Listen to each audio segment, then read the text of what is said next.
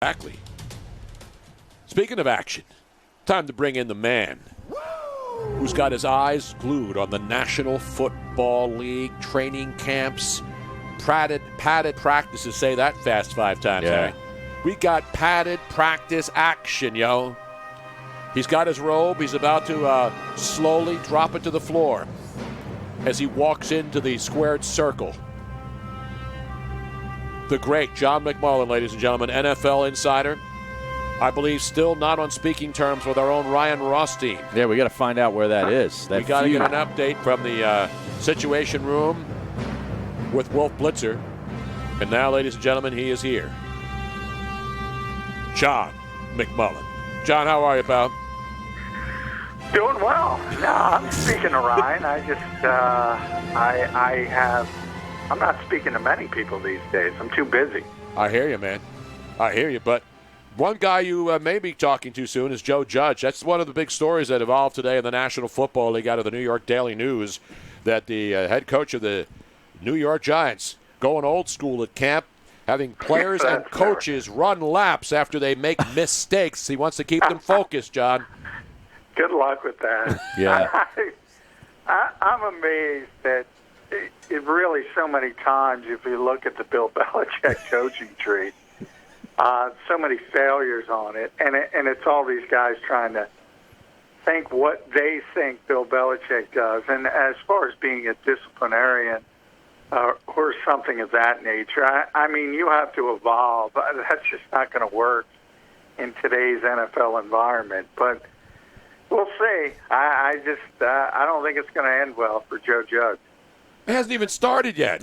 I mean, it's been a revolving door with the Giants for years, man. Yeah, they've been pretty much a disaster if you go all the way back to Tom Coughlin and moving on there. And it was probably time, but obviously Tom was a very good coach. He had the McAdoo. 1 year with Ben McAdoo. He had the 1 year. And then it kind of fell off the rails. And since then, it's just been terrible. And Pat Shurmur was a disaster. You almost think Joe Judge has to be better than Pat Shurmur. But he's going to try to go in the opposite direction. I mean, John, could you make a case right now, despite how abysmal they have been over the last couple of decades, really, that the team in Washington is actually in a better spot with who's running their football operation than what's going on with the Giants?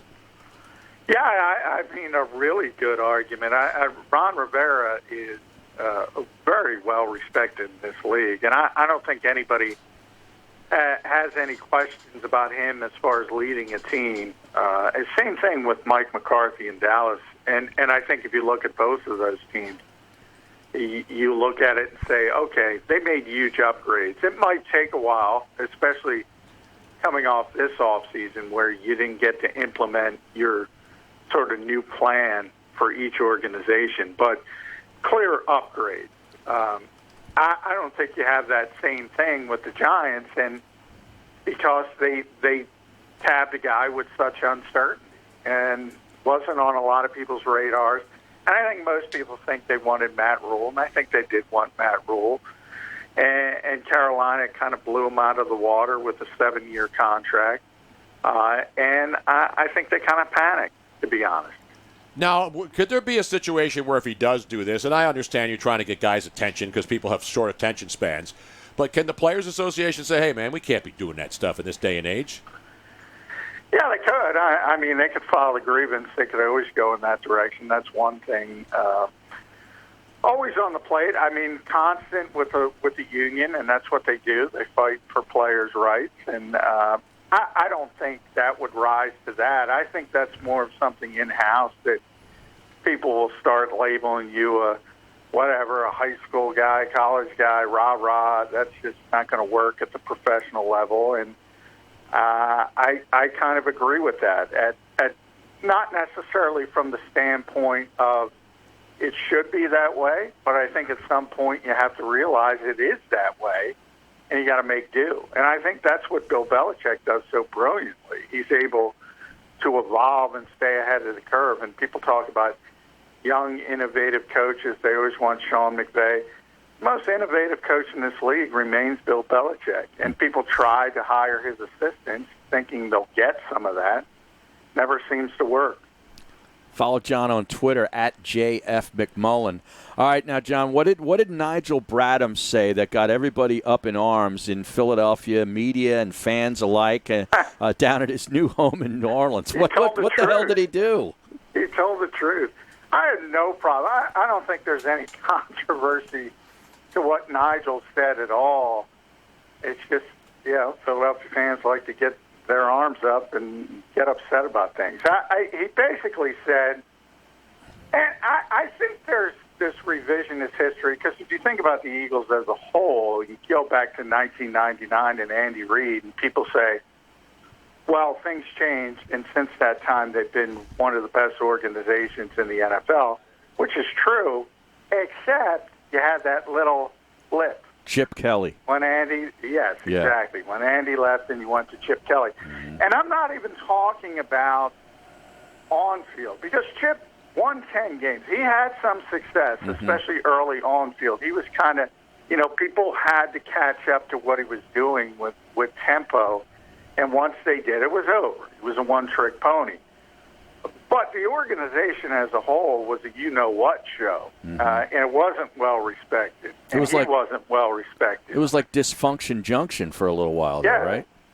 Exactly. And that's what Nigel was kind of saying. When he got here, it was coming off Chip Kelly, and no one thought of the Eagles as the Andy Reid Eagles or what they are now as Doug Peterson Eagles. And he was telling the truth. They weren't regarded that well.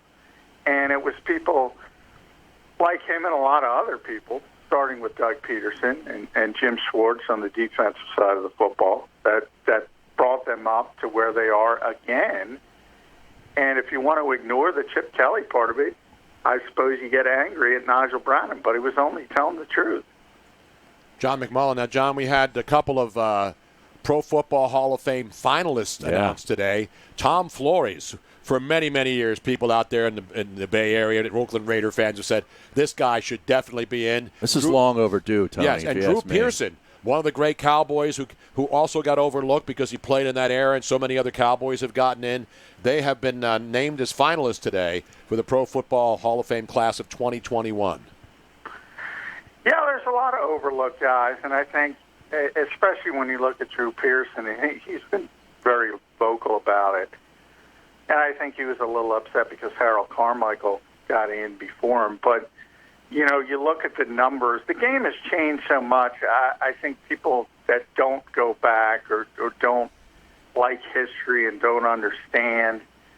I was just writing a story about Harold Jackson. You remember him? Oh, yeah. How dominant he was in the 1970s. And you look at his numbers now and say, well, he wasn't that good. Until you compare him to everybody in that era. Well, and what they were able to do to receivers on the defensive end back then. Yeah. I mean, it's completely different game. So if you're one of those people that's just looking at black and white numbers, you're going to look at a player like Drew Pearson and say, well, how is he a Hall of Famer? Remember, he is a Hall of Famer. He was an undrafted guy. Yeah, Tulsa, I think he went. All 11 years with the Cowboys. And I saw the quote when he got the phone call today. Thank you for the call. You made my day and you made my life. An emotional Pearson, who's 69 now, said at the end of the call from the Hall of Fame president David Baker today, how can I thank you? I'm crying. I haven't cried in a long time. Happy tears. I've been waiting for this call for a long time. Yeah, and there's coaches. You mentioned Tom Flores as well. Yeah, first Hispanic coach in the history of the NFL, and only John Madden had a better record as a coach with the Raiders but in Flores the history. has 2 rings, right? And he has 2 Super Bowl rings, yes. Yeah, and there's, it's a weird dichotomy with, I mean, there's this certain constituency that bases everything on Super Bowl rings, and then it comes to guys, and really Jimmy Johnson got in as well, and then they start making excuses. Well, that was really, you mentioned John Madden, you start talking about coaches like Flores that took over great teams, and that's held against them. I don't know. It's so politicized in the Hall of Fame voting process, and it comes down to who presents you, how well respected are they. I mean, it's a silly process, to be honest. By the way, my last comment on the Nigel Bradham thing, the only thing I noticed that in his profile, he's still wearing an Eagles jersey, and he's a member of the New Orleans Saints. So I don't understand what's going on. Why did he update that? That's the first thing you would probably update when you're with another team. Well, he's not upset at the Eagles. In fact, because it created such an uproar here, I think it was John Clark. I'll give a shout-out to our friend. Contacted Nigel, and he said he loves Philadelphia. He loves the Eagles. What he was trying to say is when he got here, it wasn't a great time for the organization. They weren't considered amongst the top of the NFL, and they certainly weren't. If you go back to Doug Pearson's first year in 2016, you had those Mike Lombardi quotes, the least prepared, whatever he said, coach of all time. It was a joke hire. He was third, fourth on the list. Shouldn't be a head coach in this league. You had the bounce back and forth between Chip Kelly and Howie Roseman. That made Jeffrey Lurie look bad. This was not regarded as a good organization. It was regarded, as Harry said, as a dysfunctional organization at that time. That's what Nigel was saying. No, I hear you. I don't have a problem with Nigel Bradham saying. I mean, he played well here. And he lost a step. And now that they don't have, their linebackers. Their linebackers are young and people thin, are saying, man, I'll tell you. Does Nigel Bradham's a good player, but does he have a lot left in the tank, John? No, I don't think so. The way Nigel plays, too, he was banged up, hurt last year. I think he missed 4 games. He's a really physical player. Yep. And also, he's more of a traditional linebacker, and that we talk about the evolution of the game when it comes to the Hall of Fame. I mean, linebackers are the running backs of the defense. They're devalued. Everybody's looking for that hybrid player, that sort of safety / linebacker who can cover tight ends and backs out of the backfield. Nigel's big 240-pound guy who probably would be more suited to play in the 70s. Now, the Dallas Cowboys have released Gerald McCoy just a day or so after him tearing his right quad in practice. How big of a loss is that for Dallas at this stage in his career? I don't know. That's what I said about the Cowboys. They like to sign big names, and people look at that and say, "Oh, McCoy," and that's a big name, and they think that the NFL's in the stasis, and he's always going to be the same player. They actually had an injury waiver on him for a quad because he's had those issues in the past. So essentially, they got to cut him, and they don't have to pay him because he signed the injury waiver over a quad injury, and they'll just move on to the next presumably big name.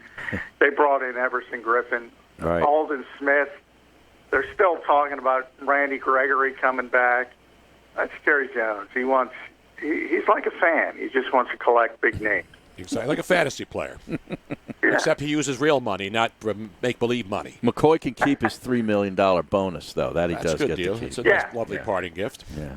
I would have taken the ceramic Dalmatian, though, like back in the day on Wheel of Fortune when you had the money left over and you would buy stuff. Remember that? No. Yeah, you have money left over. Then you I'll take the ceramic Dalmatian. Everybody always got that ceramic Dalmatian. Who the hell wants a ceramic Dalmatian? Well, they didn't really have a lot of stuff there. When you got money left over, you can't. It's like store credit, Harry. You can't use it anywhere else. Exactly. Then you take the ceramic Dalmatian.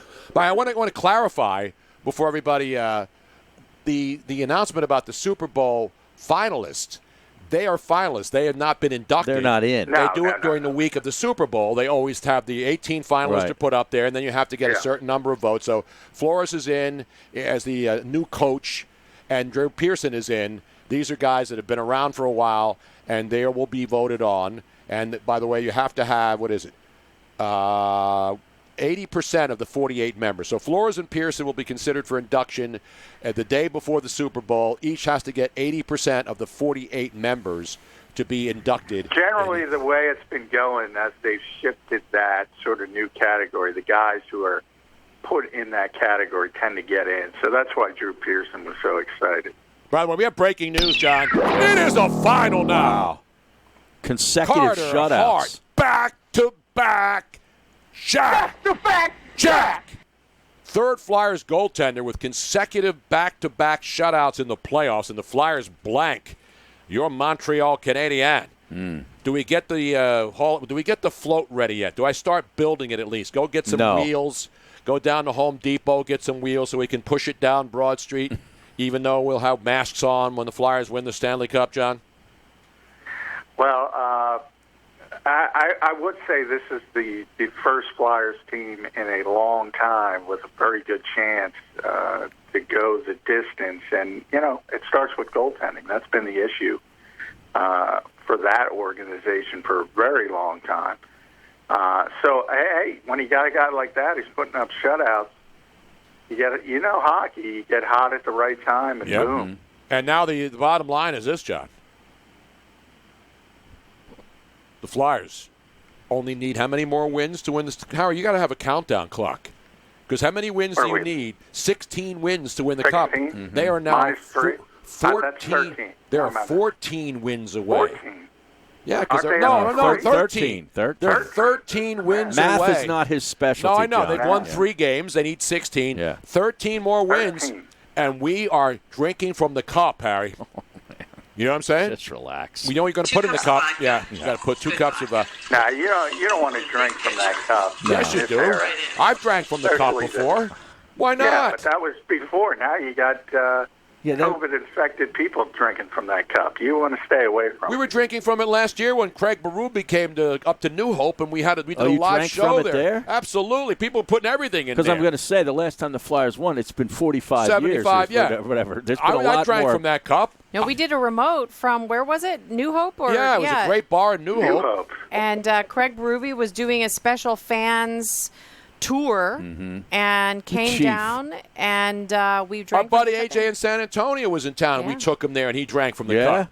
Except I had to sit there, and everybody was drinking, and they didn't bring the damn cup over to me at the desk until later. True. Bastards. Those were simpler times, Tony. Those were pre-COVID times. I drink from the cup right now after a COVID-soaked locker room celebration. How about that? As long as it's very, and I wouldn't even wash my hands or wear a mask. I don't know. The governor won't allow it. Yeah, right. He won't allow it. Yeah. Will not allow it. Alcohol, as long as it's like over 80 proof of anything, you're fine. Damn right, man. That's sanitized for your protection. As long as you're outside, too. Exactly right. Outside. I'm reading here that Tom Brady and Mike Evans have already developed an incredible chemistry. No, is this breaking news? Look out. Look out. The humanity. But I already did the Carson Wentz that's developed incredible chemistry with Jalen Reagor. No, but wait a minute. I saw the video this morning that was posted on Instagram from the Eagles. The one where Carson throws that perfect spiral in slow motion, and then Dallas Goedert gets his hand up, bounces out, he pulls it back in, and fans are all over saying, he would have been out. He would have been slammed by a safety if that was a real game. See, Carson led him too much. He overthrew him, and Goddard went up there like he was in a bar in South Dakota. Or was that North Dakota? I keep getting South Dakota bar on a Saturday night with a bunch of rednecks from Florida. But you have to say it right, Tony. Dakota. South Dakota. That was a bad throw from Carson. Yeah. I know it counted, although he may have come down at the 1-inch line, so I don't know if he got in there. Well, you have the same people today. He threw a seam pass to Zach Ertz that went for a touchdown. Now there's no fans there, but everyone's saying, well, if it were live, safety would have blew him up. Same thing. Exactly right, John. Yeah, because Zach Ertz never runs them in. He always where he catches the ball is where the play ends, right? Stop. That's right. Poor Zach. Now, how has Jalen Hurts looked? That's really the question. No yak, Zach. Jalen Hurts has looked. They unveiled their red zone Jalen Hurts package today. Oh yeah. Yeah. So they were doing a bunch of design runs for Jalen Hurts in the red zone, and he scored, I think, 4 touchdowns. So 3 running, 1 passing. Wow. So it's working out well so far. I like it. I think is there going to be a quarterback controversy? Wow. Even though there's no preseason games where we'll get to see these guys, except in drills where nobody's covering, nobody's blocking, nobody's protecting, nobody's doing anything. By the way, are you wearing a mask out there on the practice field watching all of these great plays? Unfortunately, yes, I am. There's nothing like wearing a disgusting masks in 90-degree heat. I'm sure that's good for you. John had to go kicking and screaming to go get his Exactly mask. right, man. By the way, Des Bryant, potential comeback tryout. Your thoughts, Ravens, John, right? with your Baltimore Ravens. Yeah, well, I'm sure he'll show up, and he'll, I don't want to risk injury, but that's what happened in New Orleans. Des has been talking about this comeback for years and years and years, and it really hasn't been the same guy since the Jones fracture. I can't even tell you how many years ago that was. That's when he was the explosive, great receiver. Then he had that injury. He just was never the same. So But did he catch it, though? I think we're still debating that in Dallas. Did he catch it? Did Des catch it? He did not catch it. Under the rules at the time, it was the problem. Oh, that was in Green Bay, the game in Green Bay? Yes. Yeah, the playoff? Des catch. He did not. Were you wearing the Jack Daniels mask, by the way, this morning, John? That's my perfect point of people loving big names. They think Des Bryant, Des Bryant, Des Bryant. Right. Yeah, you don't want Des Bryant. If you have Des Bryant, you got some issues at wide receiver. You're talking about the Baltimore Ravens. They were in the Super Bowl, John. Years ago. They should have been in the Super Bowl last year, but it was not. They have not been able to do it in the playoffs. They were the best team in football last year, but we know how that works. We have one person on the Twitch stream. Wings and Diddy says, did John McMullen have the John McAfee airport mask on at the Eagles practice today? I don't know if you saw that one, John, but it was basically a woman's thong that he wore at an airport. Oh, really? What country was that Oh, in, yeah, Robin? McAfee, yeah. Was it in Norway or I think someplace? he was either Norway or Sweden or something. John one of those. McAfee, the man, he understands virus Not Pat protection. McAfee. No, not Yeah, Pat McAfee. yeah. Nobody knows virus protection better than John McAfee. He invented the damn thing. Now, we get a different mask every day. So they provide masks for you. You don't have to bring your own mask?